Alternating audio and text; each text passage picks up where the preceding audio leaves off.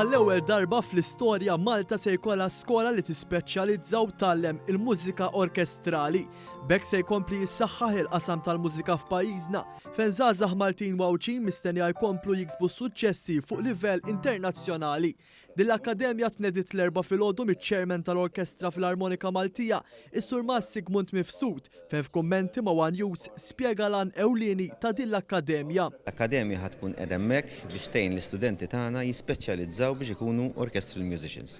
L-idea tagħna li din l-Akkademja ħatkun qed hemm għal dawk l-istudenti avvanzati fil-mużika biex jgħinhom jifhmu iżjed x'inhuma id-dettall, x'inhuma l-affarijiet l-iktar importanti biex wieħed jieħu ħsieb meta japplika biex jagħmel l-auditions kemm mal-orkestra tagħna u forsi anke mal-orkestra internazzjonali. F'konferenza ntqal kif id-direttur ta' din l-Akkademja se jkun is-Sur Mast Ingliż rinomat Peter Stark li b'mod virtwali għal kif Malta għandha ħafna x'toffri f'dan is-settur u saħaq ukoll kif Malta għandha l-potenzjal sabiex tikkompeti ma' pajjiżi oħra.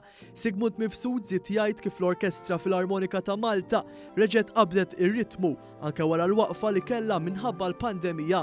Issa rġajna bdejna nagħmlu kunċerti live, ovvjament bil-miżuri li ġew rilaxxati. Aħna ninsabu kuntenti ħafna għax etina kuraġġ biex nibdew iżjed ninvestu biex ngħidu hekk biex nagħmlu kunċerti għal iktar udjenza. Preżenti għal din it-tnedija kien hemm il-Ministru għall-Kultura José Herrera u l-Ministru għall-Edukazzjoni Justin Caruana li t-tnejn tennew dwar l-importanza li f'pajjiżna nkomplu nagħtu opportunità lit-tfal tagħna biex jimirħu f'dan il-qasam.